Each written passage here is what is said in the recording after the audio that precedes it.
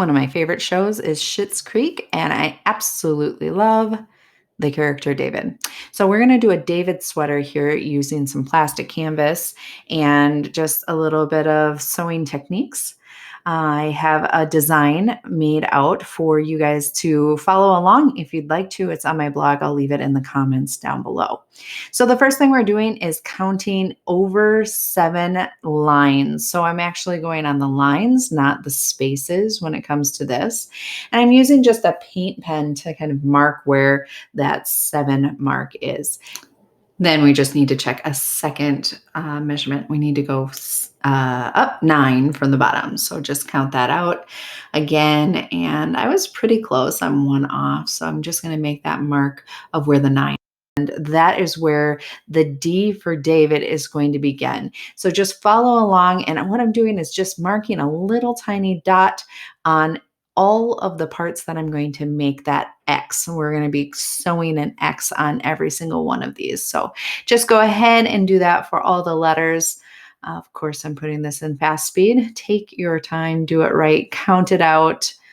Yep, keep going back to the reference to get it right and make all of your letters like so. Okay, once we have that, we're going to move into the actual yarn. So I'm using a needle, a yarn needle. It does not have to be a metal one. I have a metal one, but you could use a plastic one or any kind of darning needle would be fine.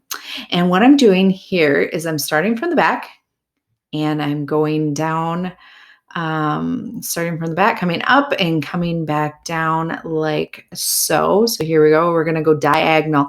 And what I'm doing is covering up the spaces that we made those little marks on. And I'm also on the back, I have the tail that I'm kind of sewing back into it. So that tail is going to lay nice and flat against that canvas mesh. So like that. Okay. It'll look like this. I'm going to make that diagonal on all of the letters. So I'm just going to do the D right now. And like I said, that diagonal is going to happen all the way along. And then once I've done my last diagonal, I'm going to cross it again with an X.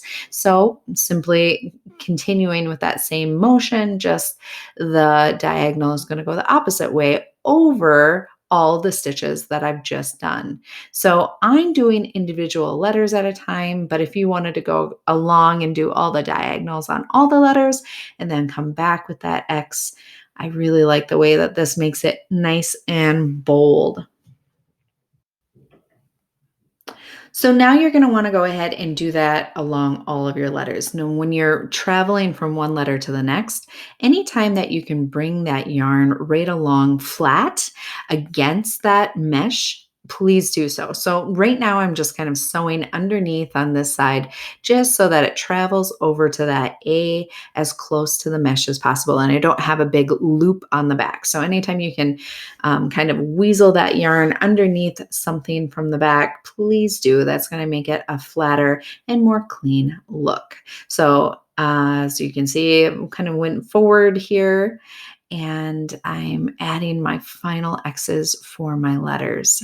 When you are finished, you're going to go onto the back and do that same method, kind of getting your needle. And this is where a metal needle really does help out. Get that needle underneath your last couple of stitches and along the edge of that mesh and pull it nice and tight. And then you can go ahead and just trim that off. Okay, we're going to get started now with the black, which is a different kind of pattern. We're going to do kind of this chevron pattern that reminds me of an actual sweater. So in the design, you can see I'm doing diagonal lines and we will be sewing these vertically and then back down.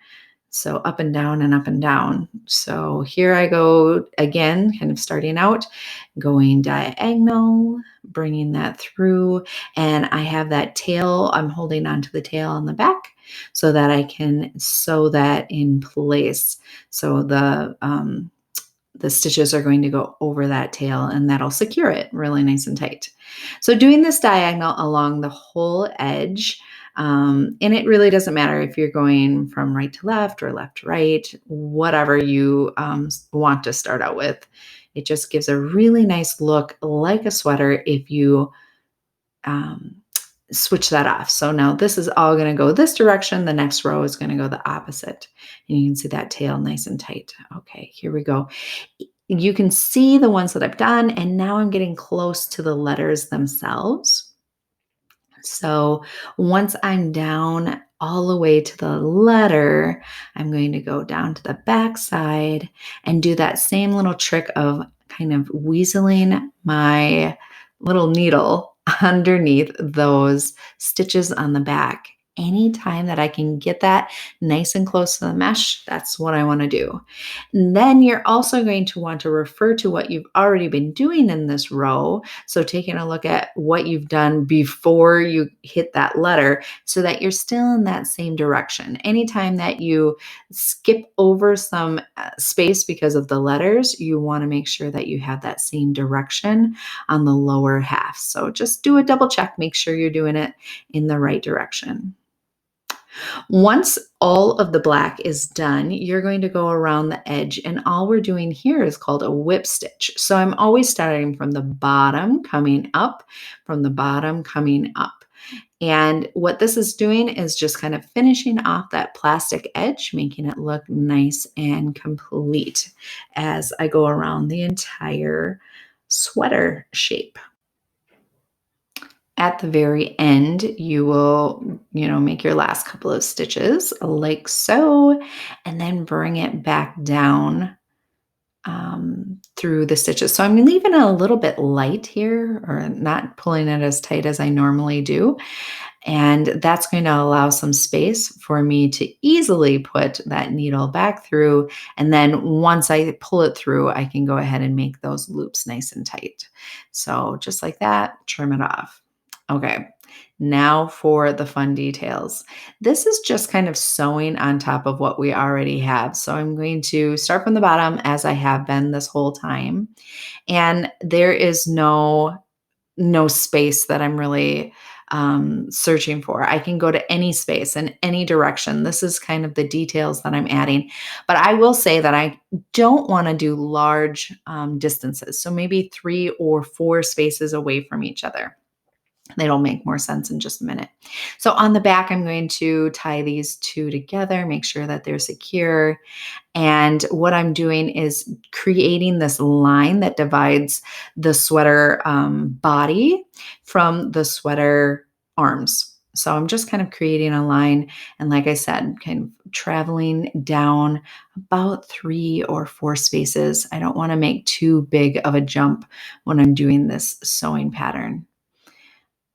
Going all the way down to the bottom and even around the bottom, and then tying it off on the back again to secure it. And boom, I have now made it so that the two arms are separate. I'm going to do that same method. I'll put it in fast motion now, but that same method with the classic lightning bolts on David's sweater. So just kind of going in here, finding the spaces that match up the one that I already have. And then I'll do that for all 6 lightning bolts that I want. Using hot glue to actually adhere these magnets to the back is a good idea, but just don't press too hard. You don't want that to ooze through to the front. Oh my gosh, look at this adorable sweater. Absolutely love David.